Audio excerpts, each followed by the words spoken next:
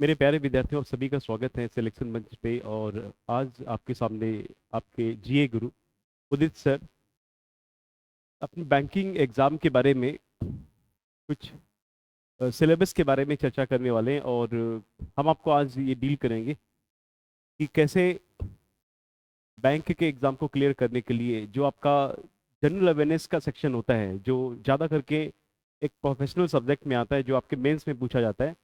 और ये जो सब्जेक्ट्स होता है ये कहीं ना कहीं इंटरव्यू के लिए काफ़ी तक इम्पोर्टेंट होता है और मेंस एग्जाम के लिए भी बहुत ही महत्वपूर्ण होता है। तो इस जनरल अवेयरनेस के सिलेबस को ये समझेंगे, जानेंगे और देखेंगे कि कैसे किन किन सेगमेंट से ये सब्जेक्ट बनता है, जो आपके मेंस एग्जाम में 50 क्वेश्चंस यानी कि 50 क्वेश्चंस का एक बंच होगा, जिसको आपको देखना पड़ेगा, समझना पड़ेगा। और आपके एग्जाम के लिए काफ़ी तक ये इम्पोर्टेंट होता है। तो एक बार फिर से आप सभी का स्वागत करते हैं सिलेक्शन मंच पे। और इस मंच से ही हम लोग अपने लक्ष्य की तरफ बढ़ेंगे। ये ध्येय बन करके इस ऑब्जेक्टिव को लेकर के चलेंगे कि सिलेक्शन होगा तो सिलेक्शन मंच से होगा। इस बात की जिद है, इस बात की कहने की प्रेरणा लेके चल रहे हैं, हमें मोटिवेशन लेके चल रहे हैं कि सिलेक्शन तो होगा, ये श्योर है, इसमें कोई रुकावट की बात नहीं हो सकती है। तो सिलेक्शन मंच के इस प्लेटफॉर्म पे आपको जो भी कंटेंट मिलेगा उसको पीडीएफ के फॉर्मेट में या ऑनलाइन टेस्ट सीरीज भी आपको मिलेंगी। ये डाउट सेशन भी आप कहीं ना कहीं कर सकते हैं, यानी कि डाउट भी आप क्लियर करा सकते हो अपनी फैकल्टीज से। तो बढ़ते हैं अपने सेशन की तरफ और समझते हैं कि क्या है सिलेबस में। बैंक एग्जाम की बात हम लोग करेंगे कि बैंक वाले एग्जाम में ज़्यादा करके क्या कुछ चीज़ें आती हैं। जैसे मैंने स्टार्टिंग में ही आपको ये बता दिया था कि हम लोग बैंक के एग्जाम के बारे में देखेंगे। तो देखते हैं, सिलेबस की चर्चा करते हैं। सबसे पहले बड़ा ये प्रश्न होता है कि बच्चे जीए को पढ़े कैसे, है ना, कैसे जनरल अवेयरनेस सेक्शन को आगे बढ़ाएं। ये प्रश्न कहने की बनता है क्योंकि ये सब्जेक्ट आपने अपने एकेडमिक क्लास में ज़्यादा करके इसको पढ़ा ही नहीं जा करके। रैंडमली आपके करियर में पहली बार ये सब्जेक्ट यानी कि रिवील हुआ है। तो इसको फेस करने के लिए चैलेंज होता है कि इसको कैसे पढ़ा जाए, क्या इसका तौर तरीका होना चाहिए। ये कहने कहीं ये प्रश्न बनना लाजमी है। और जब ये प्रश्न बनता है तो ये भी जानने की कोशिश करते हैं कि कैसे इस चीज़ को आगे बढ़ाएं। तो इंट्रोडक्शन की तरफ बढ़ते हैं कि क्या इसका इंट्रोडक्शन रहेगा। ये आपका जनरल अवेयरनेस के सिलेबस की बात हो रही है।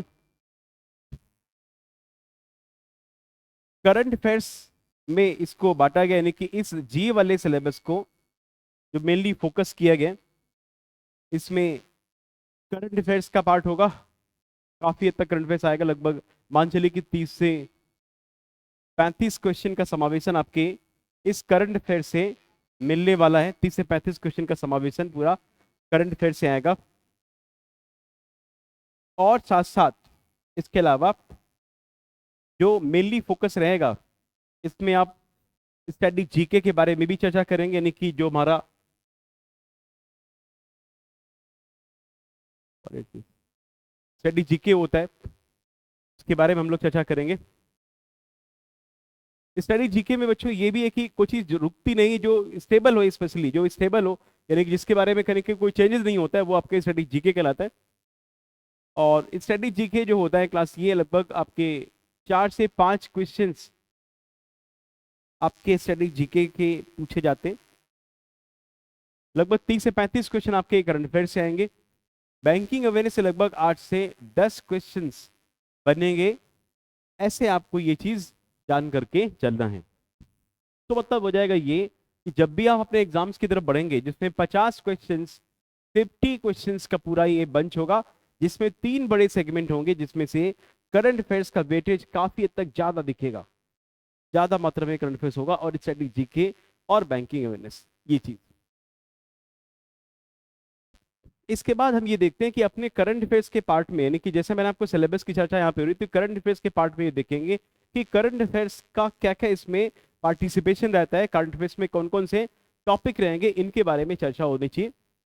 तो इनके बारे में चर्चा के लिए सबसे पहले ये आपको डेली बेसिस पे न्यूज़पेपर का पढ़ना बहुत जरूरी है। जैसे यहाँ पे सामने भाई ट्रिब्यून का हुआ, या फाइनेंशियल टाइम्स हुआ, या इंडियन एक्सप्रेस हुआ, द हिंदू हुआ, ऐसे प्रमुख न्यूज़पेपर पढ़ना जरूरी है बेटा। अगर ये पेपर नहीं पढ़ेंगे तो आप न्यू न्यू प्रकार की जो इवेंट्स होती हैं, नए प्रकार की जो घटनाएं होती हैं, उन घटनाओं के बारे में आप कहीं ना कहीं उनकी जानने से आप वंचित रहेंगे। इसलिए इस प्रकार के न्यूज़पेपर को पढ़ना बहुत जरूरी है। तो आपको डेली न्यूज़पेपर, डेली आपको न्यूज़पेपर पर फोकस करना ही है बच्चों।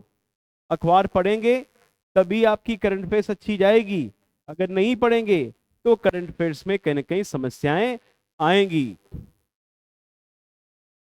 करंट अफेयर्स में नेशनल न्यूज को पढ़ना जरूरी है। यानी कि जैसे अब अप्रैल महीने का समय चल रहा है, राष्ट्र में एक सेंग फेस्टिवल होता है ना, सेंग फेस्टिवल जो आपका मेघालय में ये फेस्टिवल होता है।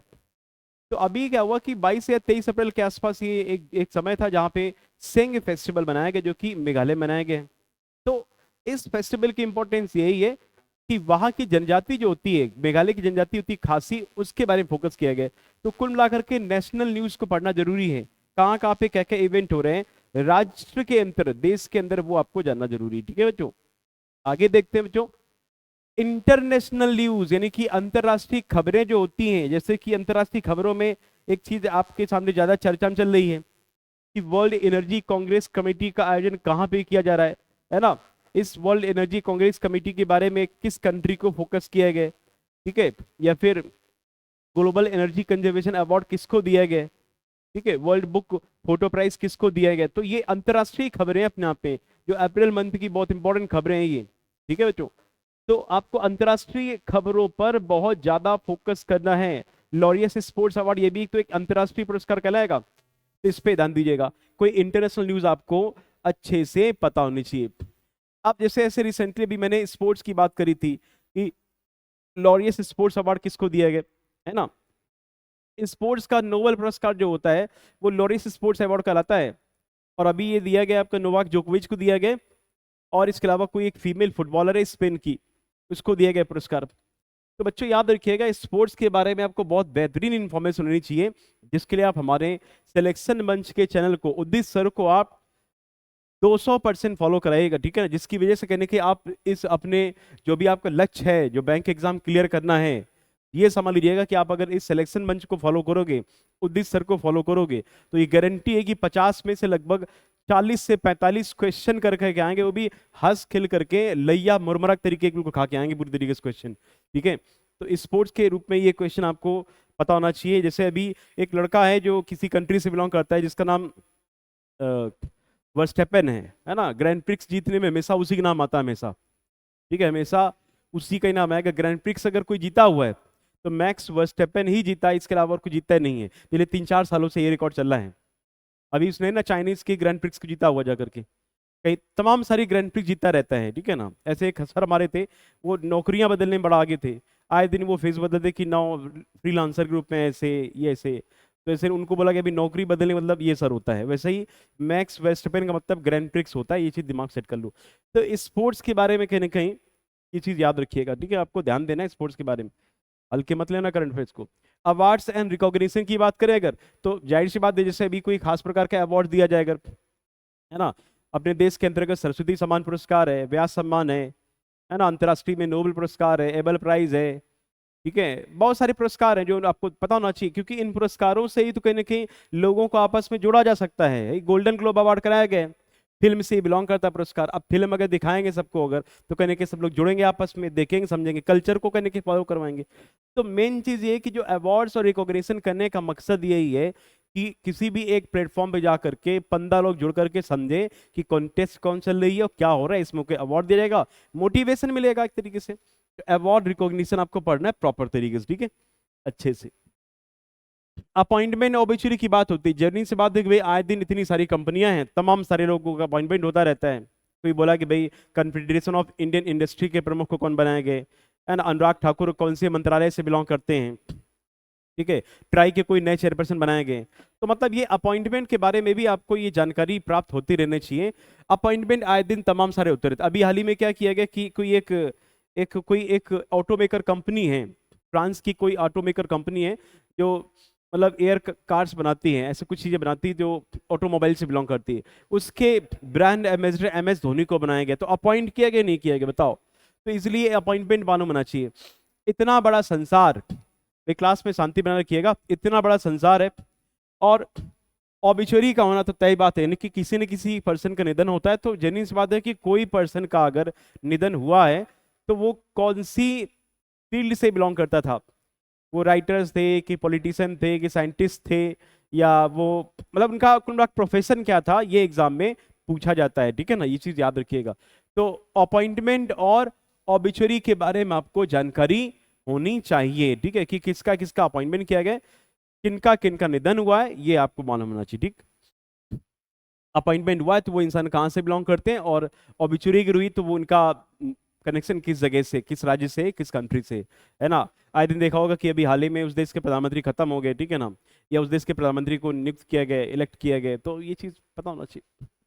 फेमस प्लेस की बात हो रही, जो इस बात, इतना बड़ा संसार, इतना बड़ा दुनिया, इतनी बड़ी भारत है ना, फेमस प्लेस तो बहुत सारे।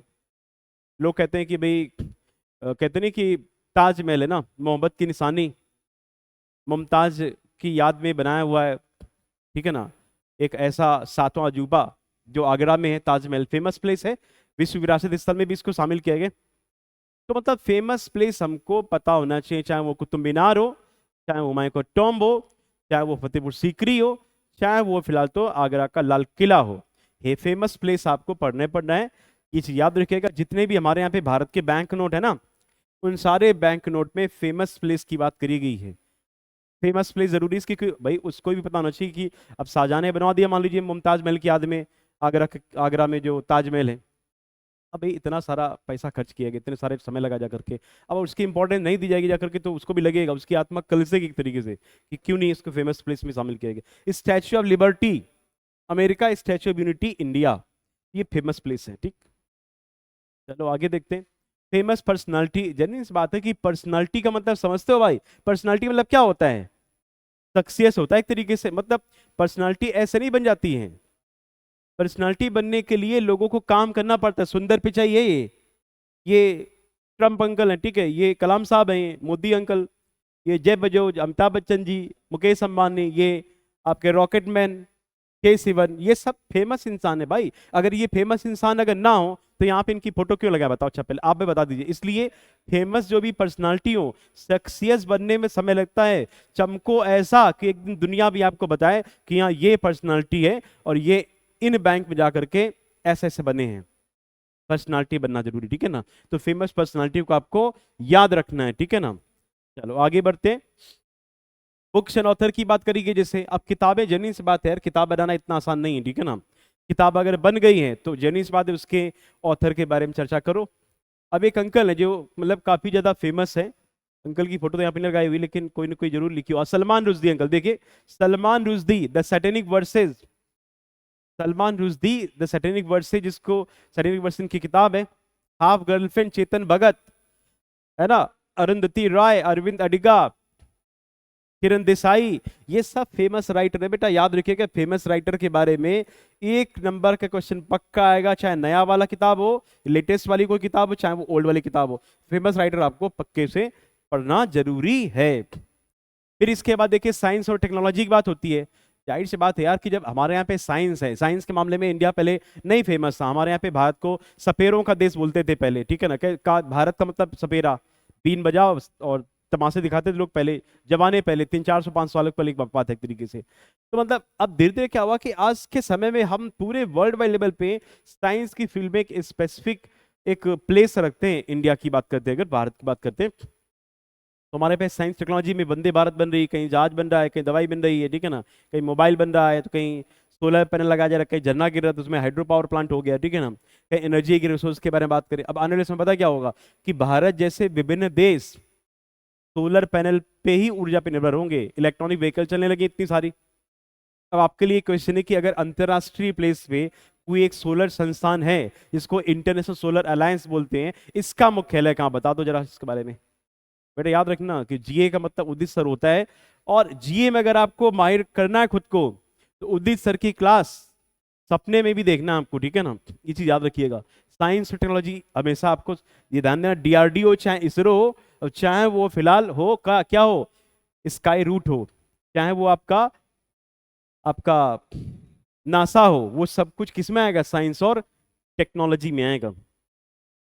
इंपॉर्टेंट डेट की बात करते हैं, अभी जैसे अभी अभी अभी की बात करते हैं, इंपॉर्टेंट डेट्स की अगर बात करते हैं, तो अभी कुछ ही समय पहले की बात है, 22 अप्रैल है, आज तारीख 24 तारीख है, 22 अप्रैल को विश्व पृथ्वी दिवस मनाया गया।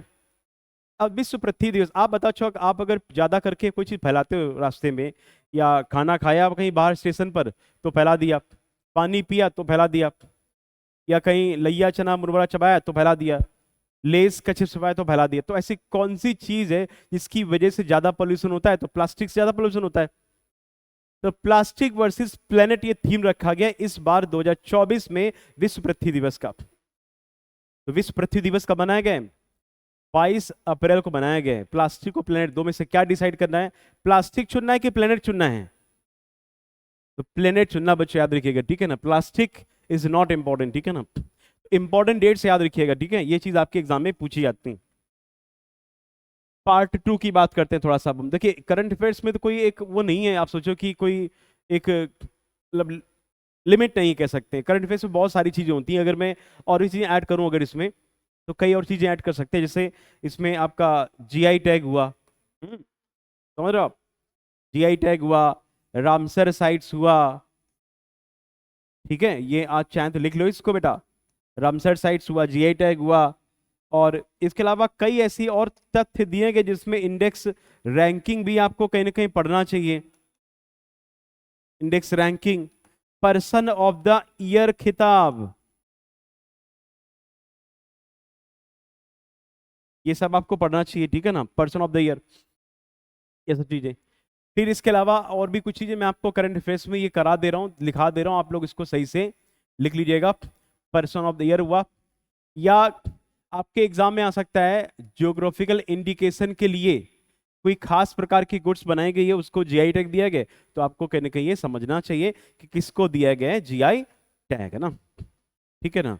इंडेक्स रैंकिंग मैंने आपको लिखा दिया, यहाँ पे लिखा था, ठीक है, बुक्स एंड ऑथर आपने लिखा ही ऑलरेडी है। और कॉन्फ्रेंस आप कुछ याद कर लीजिएगा, कहाँ कहाँ पे कॉन्फ्रेंस हो रही हैं, कहाँ कहाँ पर कोई खास प्रकार के कनक्लेव हो रहे हैं, यूनिवर्सिटी प्राइज भी कोई अवार्ड होता है, ठीक है ना, किसको दिया गया यूनिवर्सिटी प्राइज, किसको दिए गए, कुछ खास प्रकार के ब्यूटी अवार्ड भी होते हैं ना, सुंदरता के मामले में मान लीजिए कोई स्त्री है, उसको सुंदर घोषित कर दिया गया, लेकिन उसके अंदर गुण क्या है वो भी कहीं ना कहीं डिसाइड करता है किसको देना चाहिए, मिस वर्ल्ड, मिस यूनिवर्स वगैरह वगैरह। सुंदर तो पूरी दुनिया भरी पड़ी है, लेकिन शिक्षा कितनी है, ग्लोबल लेवल पे उसका कितनी अप्रोच है, उसका शालीनता क्या है, ये सब भी आता है किसमें, ब्यूटी अवार्ड बनता है। सुंदर होना कोई बड़ी बात नहीं है, गुण कैसे हैं इसको देख करके beauty award, miss world, miss universe, miss India दिया जाता है, ठीक है। ब्यूटी अवार्ड वगैरह याद रखिएगा, miss world, miss universe, miss India, university award, है ना, एमआईटी सबसे पहले प्लेस पे, कॉन्फ्रेंस कॉन्क्लेव होते रहते बहुत सारे, जीआई टैग होता है, ठीक है बच्चों। रैंकिंग की बात करी जाती है, इंडेक्स जिसको बोलते हैं, ये सारा काम कौन करवाता है बच्चों, ये काम करवाता है कभी कभी नीति आयोग भी काम करवाता है ऐसे। तो कुल मिलाकर के ये समझ लो कि जीए का को करंट अफेयर्स का कोई तोड़ नहीं है, बहुत सारे चीजें हैं, बस ये है कि जो जो मैं क्लास में आपको डिलीवर करता हूँ उसको आप अच्छे से पढ़ते रहिए, है ना। करंट अफेयर्स की सारी जिम्मेदारी आप उदित सर पे छोड़ दीजिएगा, जो आपको क्लास में पढ़ाए उदित सर जी करंट अफेयर्स वही आपके एग्जाम में आएगा, ये बात को ध्यान दीजिए, क्योंकि मैं ऑलरेडी कम से कम 10-10 या 6-6 जगहों से कंटेंट आपको बना बना के देता हूँ, और ऐसा ये नया काम नहीं कर रहा हूँ। 2007, ठीक है, 2006 कर दो, 2006 जब शिंजो आबे आए थे ना, जापान के प्राइम मिनिस्टर, तब से हम ये सब सीख रहे कर रहे हैं। उस टाइम पे कुछ ऐसे भी बच्चे होंगे जो पैदा तक नहीं हुए होंगे, तब से मैं ये सब चीजें देख समझ रहा हूँ। तो अनुभव की बात रही, एक्सपीरियंस बहुत सारा बेटा करंट अफेयर्स का है, ठीक है, पढ़ाने का तजुर्बा भी बहुत, मतलब सफेद हो गया बाल समझ लो पढ़ते पढ़ते, ठीक है। तो मतलब जीए की जो हेड है वो छोड़ दीजिए उदित सर पे, ये समझ लीजिए आप, ठीक है। आगे बैंकिंग वाली पार्ट की बात कर लें अगर, तो बैंकिंग इकोनॉमिक्स भी बहुत जरूरी पार्ट है, मान लो। और जैसे हमारे यहाँ पे हमारी टीम के मेंबर सौरभ सर हैं, तो सौरभ सर वोकैब के मास्टर, ये समझ लो, वोकेबलरीज का मतलब होता है सौरभ सर होता है, ठीक है ना। अगर आपको ब्रिलियंट ए क्लास की वोकैब्स पढ़नी है तो सौरभ सर को फॉलो करिएगा, जबरदस्त पढ़ाते हैं वोकैब, एकदम अल्टीमेट पढ़ाते हैं पूरा, क्या मजाल जो आपका आरसी देखिए कितना जबरदस्त डिस्कस करते हैं क्लास के अंदर, बच्चे यूं ही फैन नहीं होते किसी के, क्लास लगती है सर सर के ऊपर लाइन लग जाती है पूरी तरीके से, ठीक है। चलिए, तो इंडियन बैंकिंग स्ट्रक्चर की बात करते हैं। इंडियन बैंकिंग स्ट्रक्चर में सबसे पहले ये समझेंगे अपने बैंकिंग अवेयरनेस में कि हमारे पूर्वजों ने हमें बैंकिंग का जो तोहफा दिया हुआ है, जो आज हम ये गाथा गाते हैं बैंकिंग की, ये पूर्वजों से मिली हुई है। जमींदार साहूकार पहले कभी हुआ करते थे, पैसे का लेन देन करते थे। हाँ, इतना जरूर आरोप लगाया गया था कि पहले के समय पे लोग उधार में पैसा लेन देन करते थे, लेकिन ज्यादा पैसा में ब्याज लेते थे। ब्याज का मतलब वो सोचते कि ब्याज से पूरी कमाई कर डालो, है कि नहीं। तो ये साहूकार जमींदार लोग बैंकिंग फैसिलिटी रखते हैं, लेकिन बाद में क्या हुआ कि अंग्रेज आ गए पूरे इंडिया में। अंग्रेज ने पूरा धमाचौकड़ी कर दी पूरी बैंकिंग सेक्टर से, पूरा दुनिया भर की बैंक फैसिलिटी कर दिया। कहीं रिजर्व बैंक ऑफ इंडिया का फॉर्मेशन कर दिया, तो कहीं इंडियन बैंकिंग सिस्टम का में आपका बैंकों का नेशनलाइजेशन करने का अप्रोच दे दिया। तो मतलब कई सारे काम किए गए इंडियन बैंकिंग स्ट्रक्चर में। तो ये कहने के आपको सीखना पड़ेगा कि बैंक क्या होता है, किन किन लोगों ने बैंकिंग के लिए अपने आपको सेक्रीफाइस किया, बैंकिंग फैसिलिटीज के लिए, जमींदारों से ट्रांसफॉर्म होकर के बैंकिंग फैसिलिटी आज बैंक तक कैसे आई। इन सारी चीजों के बारे में चर्चा करेंगे सिर्फ और सिर्फ एक प्लेटफॉर्म पर, वो भी सिलेक्शन मंच पर। चलिए, reserve bank of India, most important lecture आपका रिजर्व बैंक ऑफ इंडिया। आपके इंटरव्यू के लिए जबरदस्त एकदम सेशन होता है आपका आरबीआई का। आरबीआई बहुत इंपॉर्टेंट लेक्चर है, इसमें हम ये देखेंगे कि आरबीआई का कैसे फॉर्मेशन किया गया, आरबीआई का फंक्शन कौन कौन से होते हैं, इसकी क्या सब्सिडरीज होती हैं, इसके प्रिंटिंग प्रेस की क्या इंपॉर्टेंस है, नोट कैसे छापती है, इसके केंद्रीय मंडल में कौन कौन से व्यक्ति होते हैं, ऐसे कई सारी बातें बेटा ये रिजर्व बैंक ऑफ इंडिया के लेक्चर में, ठीक है ना। तो ये सब चीजें पढ़ेंगे एकदम पूरी तरीके से, बिल्कुल पॉपकॉर्न तरीके पढ़ाई होगी, जबरदस्त अल्टीमेट, ठीक है। मॉनेटरी पॉलिसी देखते हैं क्लास यहाँ पर, ये भी आपका पार्ट होगा बैंकिंग अवेयरनेस का। मौद्रिक नीति, जैसे बात है यार कि पैसा अगर आपके पास आ रहा है तो पैसे को बचा के चलो, है कि नहीं। अब वो बात अलग कि मैं जब मेरे पास पैसा आता है तो मैं ज्यादा खर्च करता हूँ, वो एक अलग बात है। पढ़ाते तो मॉनेटरी पॉलिसी, लेकिन अब क्या कर सकते हैं, आता है तो खर्च करना ही पड़ता है, नीड्स होती हैं इतनी सारी। लेकिन मॉनेटरी पॉलिसी का मतलब यही कि पैसा का फ्लो जो है ना उसको मेंटेन करके चलो। अगर आप पैसा ज्यादा आ रहा है तो आप रिस्ट्रिक्टिव नॉर्म्स के रिगार्डिंग ज्यादा महंगाई मत फैलाओ। मतलब ये कि मनी सप्लाई को कंट्रोल करने के लिए मॉनेटरी पॉलिसी का जिक्र किया गया। और इसमें हम ये देखेंगे कि किन किन प्रकार के इंस्ट्रूमेंट्स होते हैं, इनके बारे में हम लोग चर्चा करेंगे मॉनेटरी पॉलिसी में। नाबार्ड, पीएसएल, अब जनरली से बात है कितनी सारी बैंकिंग फैसिलिटी है, तो हम ये भी तो देखेंगे कि हमारे आसपास बैंकिंग सेक्टर में ग्रामीण परिवेश में बैंकिंग फैसिलिटी मिल पा रही है कि नहीं मिल पा रही है। तो इसके लिए हमें कहने की ग्रामीण परिवेश में बैंकिंग के लिए नाबार्ड एक एपेक्स बैंक है, जो ये अपनी तमाम सारी सब्सिडीज के माध्यम से, फंक्शन के माध्यम से रेगुलेशन करेगी। चाहे वो पान वाले चचा को पैसा चाहिए, चाहे वो हमारे बगल वाले जो मुची वाले ताऊ जी हैं, मुची वाले अंकल हैं, उनको पैसा चाहिए, या फिर एक बगल वाले अंकल जो दूध वाले अंकल है उनको पैसा चाहिए, सब्जी वाले अंकल को पैसा चाहिए। ऐसे कई सारे अनऑर्गेनाइज सेक्टर्स के लोग होते हैं जिनको चाहिए पैसा। इनके लिए पैसे को सुनिश्चित करने के लिए बैंक जिम्मेदार है। यही काम अगर ग्रामीण परिवेश में होगा तो नाबार्ड जिम्मेदार इसके लिए। किसान क्रेडिट कार्ड हो या हो रुपे कार्ड, ठीक है, सबके लिए बैंक जिम्मेदार है, ठीक है ना, ये चीज है। तो माइक्रो लोन के बारे में, ग्रामीण परिवेश में बैंकों के फैसिलिटीज के बारे में, आरआरबीज के बारे में, प्रायोरिटी सेक्टर लेंडिंग के अंतर्गत जो भी प्राथमिकता प्राप्त क्षेत्रों के अंतर्गत लोन है, वो आपका घर बनाओ, सोलर ऊर्जा लगाओ, या फिर सड़क बनाओ, या फिर शिक्षा के तहत बात करो, व्यापार के अंदर निर्यात करना हो, ये सारे सेक्टर्स आएंगे नाबार्ड के अंतर्गत, जो हम लोग लेक्चर में करेंगे चर्चा। राष्ट्रीय आय की बात करी यार, नेशनल इनकम। अब इतनी सारी बैंकिंग जब आएगी तो इनकम की तो बात होगी, बगैर इनकम के कुछ होता भी है, और इनकम करना अगर तो काम करना पड़ेगा। मतलब क्या हो जाएगा, प्रोडक्शन करना पड़ेगा। इनकम के लिए सबसे बड़ा फंडा क्या है, प्रोडक्शन। अगर प्रोडक्शन नहीं होगा तो इनकम नहीं हो सकती। एक कॉमन भाषा नहीं बोलते कि अगर ऐसा नहीं हो तो घंटा नहीं होगा, वही बात यहाँ पर है कि अगर प्रोडक्शन नहीं हुआ तो घंटा नेशनल इनकम होगी, ठीक है। इसलिए प्रोडक्शन पे फोकस करना जरूरी है। अगर प्रोडक्शन लगातार रहेगा तो राष्ट्रीय आय भी क्या होगी, लगातार बढ़ती जाएगी। यानी कि इनकम से पहले प्रोडक्शन। राष्ट्रीय आय की प्रोडक्शन की बात करते हैं, अगर कोरोना वायरस में जीडीपी कैसी थी, नेगेटिव थी, मतलब उत्पादन नहीं था, उत्पादन जीरो तो जीडीपी जीरो। अब तो क्लियर बात होगी ना। तो राष्ट्रीय आय की बात करेंगे, क्या होता है नेशनल इनकम में, क्या मेथड्स होते हैं, जीडीपी, जीएनपी, एनडीपी, एनएनपी और सीएसओ क्या होता है, बेस ईयर्स क्या होता है, ये सब कुछ पढ़ेंगे हम लोग राष्ट्रीय आय के लेक्चर में। इनकम हो गई, अच्छी बात है। मॉनेटरी पॉलिसी पढ़ ली, वो भी अच्छी बात है। लेकिन इन सब के बावजूद हम ये भी लेक्चर देखेंगे कि इन्फ्लेशन की क्या इंपॉर्टेंस है, अगर ये महंगाई हो भी गई तो कैसे कंट्रोल करें, अगर महंगाई नहीं होगी तो क्या हमें पता चल पाएगा कितने पैसे कमाए कितने पैसे नहीं कमाए। कोई इंसान अगर इनकम जनरेट कर रहा है तो पैसा खर्च करेगा, इनकम बॉर्न करेगा, वेजेस मिलेगा तो पैसा खर्च करेगा। ज्यादा पैसा खर्च कर रहा है तो महंगाई कर दिया इसका मतलब, कम पैसा खर्च कर पा रहा मतलब वो बेरोजगार है। तो पैसा ज्यादा खर्च करना, कम खर्च करना, बेरोजगारी देखना, उत्पादन देखना, ये सब काम आरबीआई का है। इसलिए आरबीआई का एक इंपॉर्टेंट काम ये भी है कि मॉनेटरी पॉलिसी फोकस करे और साथ इन्फ्लेशन पे भी लगाम लगा के रखे। ज्यादा इन्फ्लेशन अच्छी बात नहीं होती है, कम होना वो भी अच्छी बात नहीं होती है, बराबर कंट्रोल में, ठीक है। चलो अगला जो लेक्चर देखते हैं। अब देखिए सब कुछ हो रहा है, पैसा आ रहा है, महंगाई आ रही है, मौद्रिक नीति चल रही है, तो बजट थोड़ी पीछे रहेगा, बजट भी देखना चाहिए भाई। बजट नहीं बनेगा तो फिर मामला खराब नहीं हो जाएगा। दुनिया भर का खर्च करना है ना, कितना पैसा खर्च करना है, कहाँ से खर्च करना है, कहाँ कमाना पैसा है ना, तमाम सारे काम करने हैं, किताबें लेनी है, फॉर्म भरने हैं, है ना। लाइफ में होता है ऐसा कि बुक्स परचेस करनी है, फॉर्म भरनी है, मेस का पैसा देना है, ठीक है। मम्मी ने बोला हुआ था कि ये पैसे इतने हैं, इतने में काम चलाना है आपको, बजट बना के चलो, है ना। बहुत सारे बड़ा इमोशनली मामला होता है यार, शहर में पढ़ाई करना इतना आसान नहीं होता है, तमाम सारे सपने होते हैं। एक छोटा पैसा दे दिएगा, 8-9 हज़ार रुपये, 7 हज़ार रुपये, बोला कि भाई इतने ही बजट से काम चलाना और अच्छे से पढ़ना जा करके। बड़ा मामला, मतलब सिचुएशन वैसी होती है जब आप एजुकेशनल लाइफ में जीते हो। मैंने भी जिया है उस लाइफ को, बहुत सारी चीज़ें लाइफ में देखी, एडवर्स कंडीशंस देखी गई लाइफ में। हर बंदा यूं नहीं आगे बढ़ जाता है ना। चमकना पड़ता है, तराशना पड़ता है खुद को, दिन रात मेहनत करनी पड़ती है।